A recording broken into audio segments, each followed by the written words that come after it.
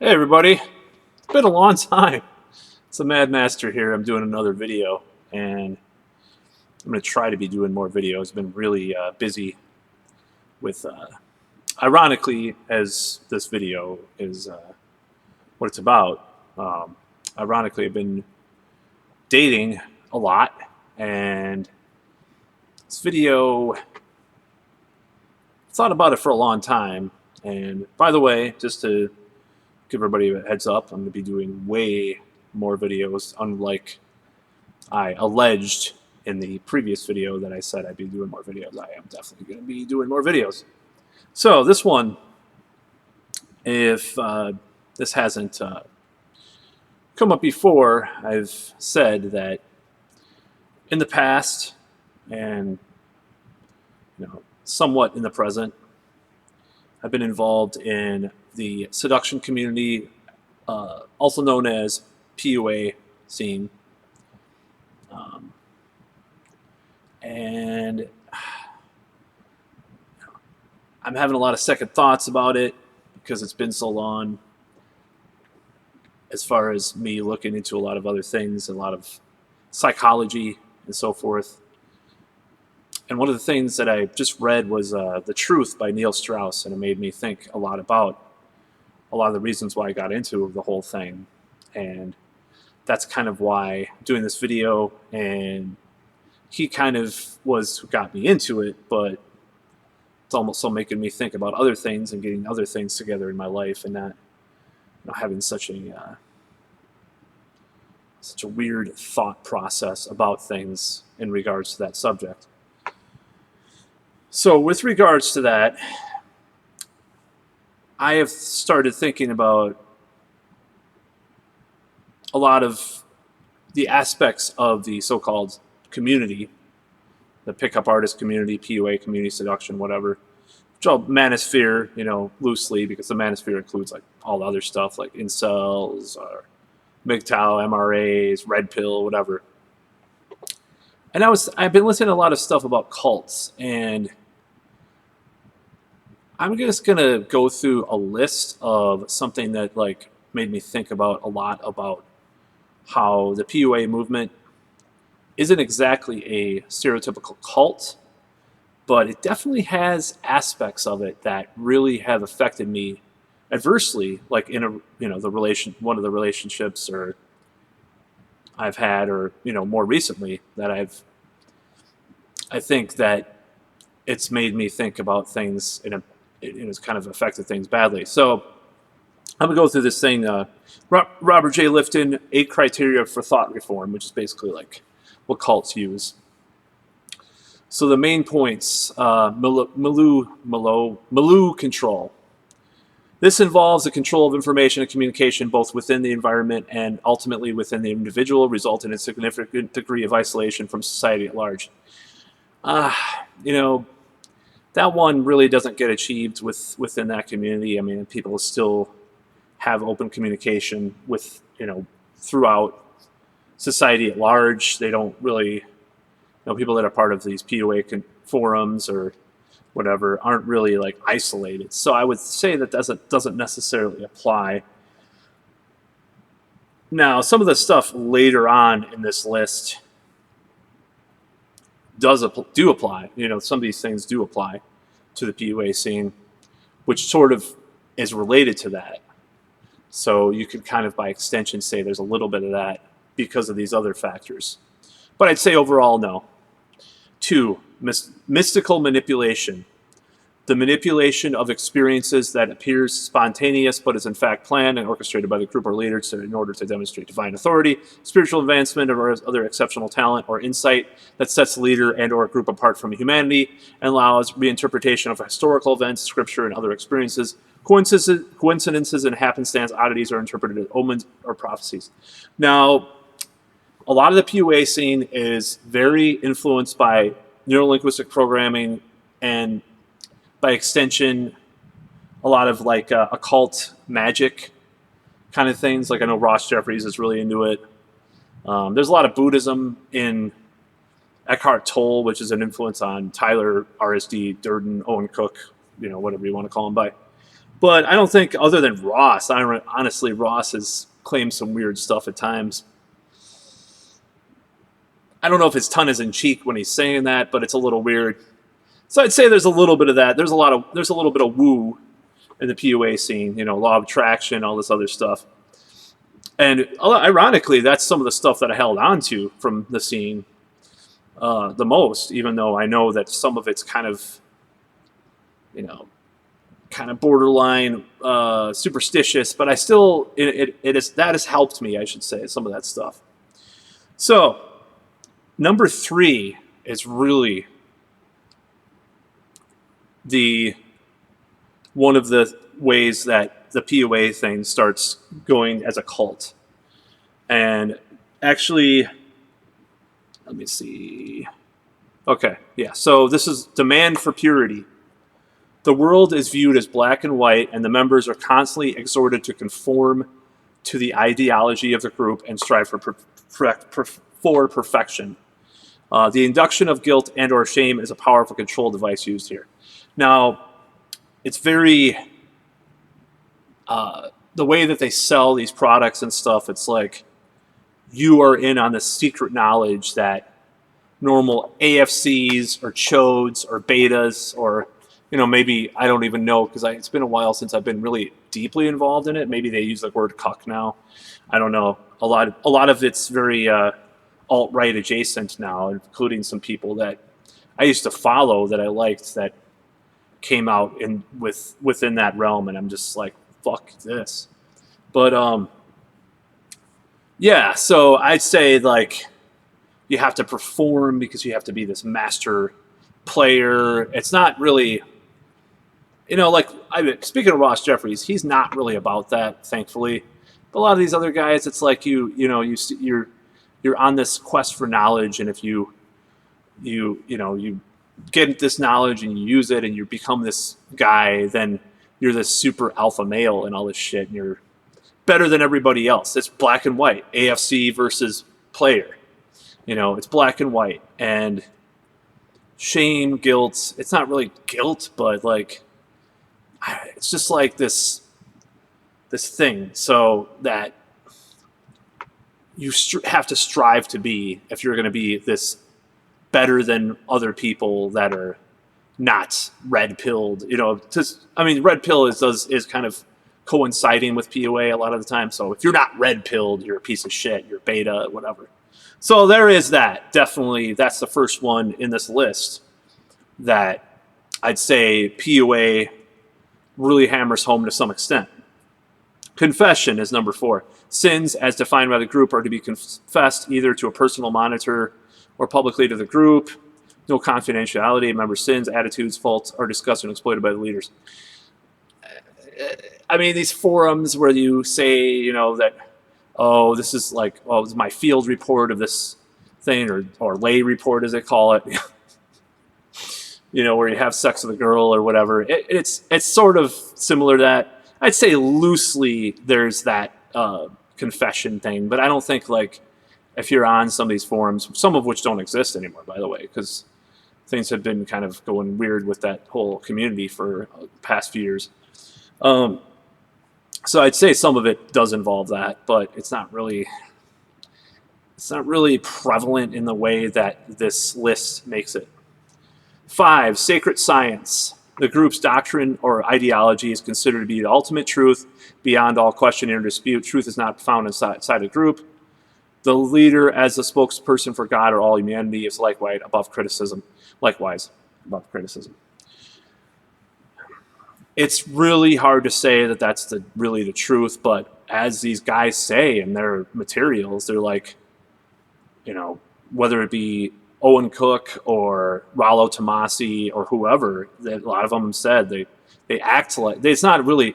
It's more implied that they know the truth, right? Or even some of these other guys. It's implied that they have this secret thing, like the ultimate truth and about men and women and relationships, and you do this thing, this PUA thing. You pay for their products and go out and approach women all the time and getting these only casual relationships, for this period of time. And whatever period of time that they're supposed to, it's very vague a lot of the time because they want to buy more, want to sell you more products like the relationship products and shit. It's like, you know, they don't have, some of them say that they made mistakes and they changed their mind, but it is kind of like this authority that they come from. It's not on the level of exactly brainwashing, but it has elements of coercion and not coercion, but influence in this way that is insidious. But number 6, that really takes the cake as far as like cult like aspects to the PUA community. This one really is probably the biggest one. So, number 6, loading the language. The group interprets or uses words or phrases in new ways, so that often the outside world doesn't understand. The jargon consists of thought-terminating cliches, which serve to alter members' thought processes to conform to the group's way of thinking. So, I can give you an example. Beta versus alpha.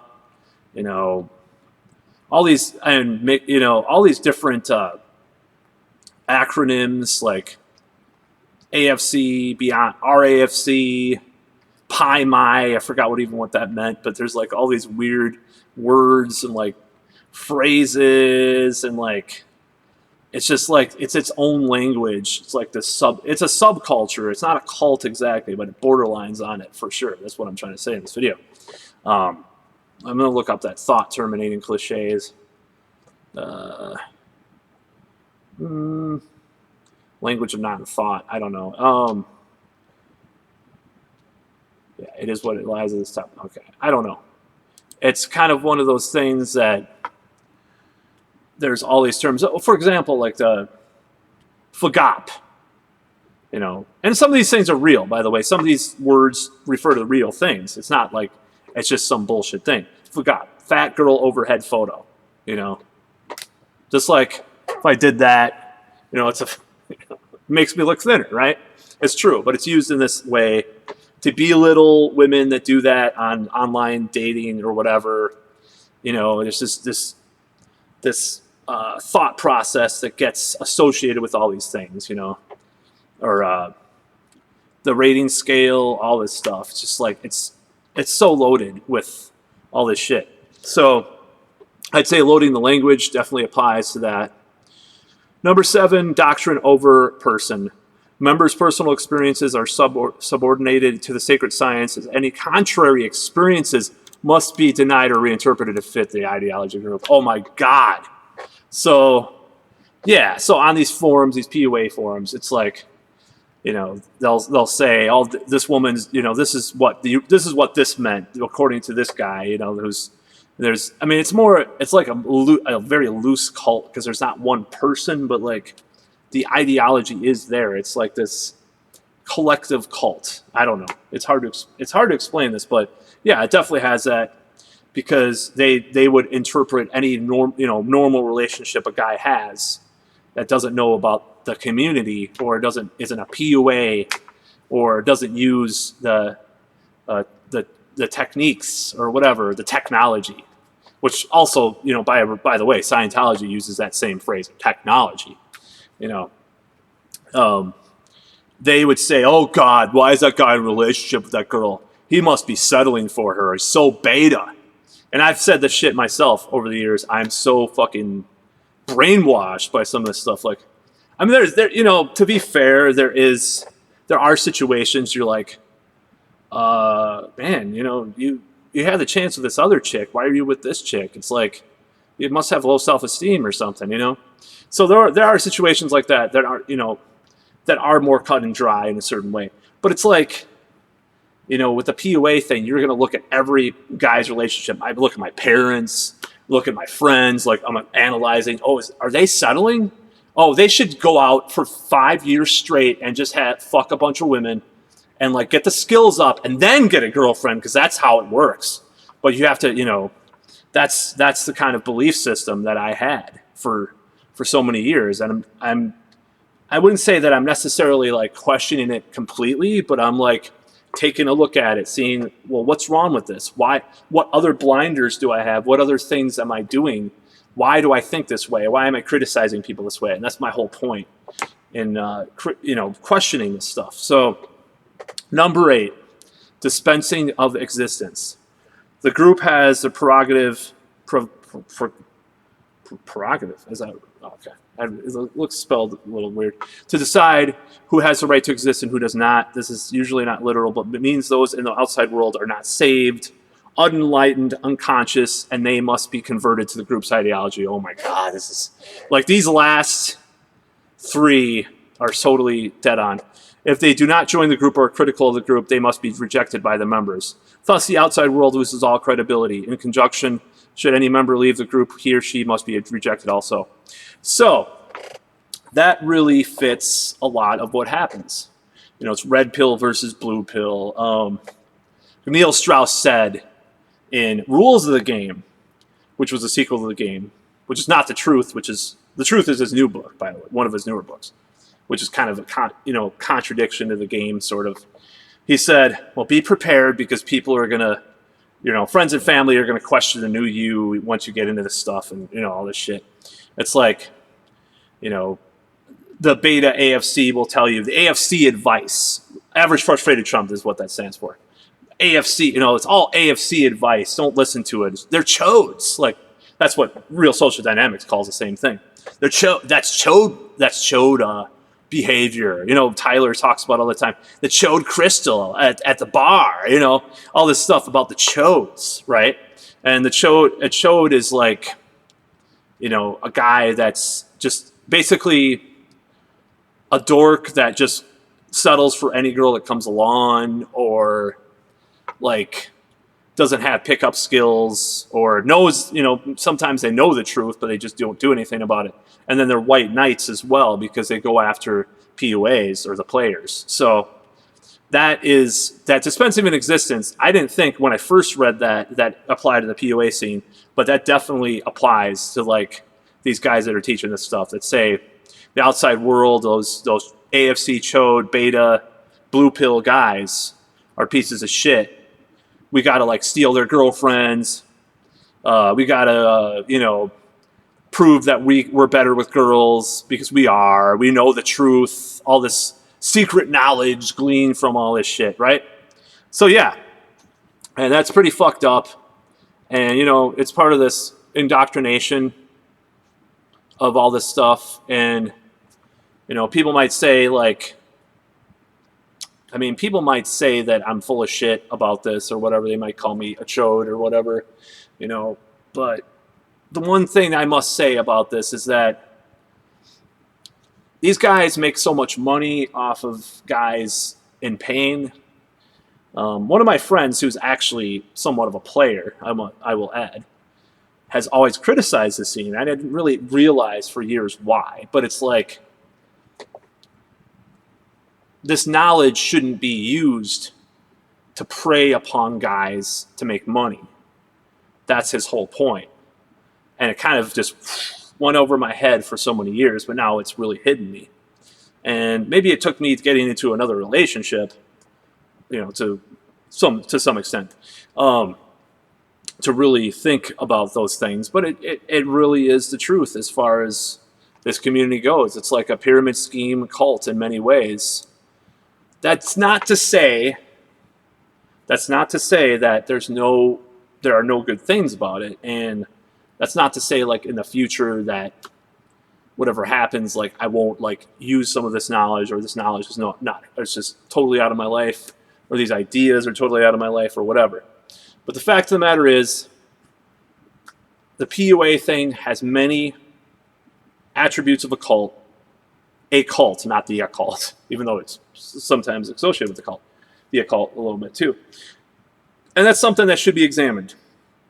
And as a final note, I'm actually reading, for the first time in my life, a lot of, like, not anti-PUA books, but books that kind of question it.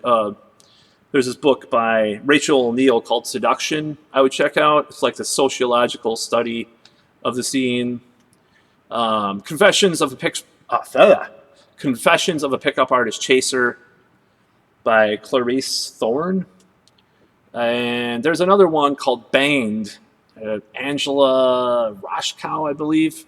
And she basically was, this project started out as her questioning people that Rushdie had sex with, like what their experiences were. And I don't know how far she got in that. And then she interviews Rushdie with all these really critical questions from this, like, very somewhat nuanced, as far as I know, feminist point of view about stuff and like societal things, thrown in there. So I'm very interested in reading these 3 books. I'm in the middle of Seduction.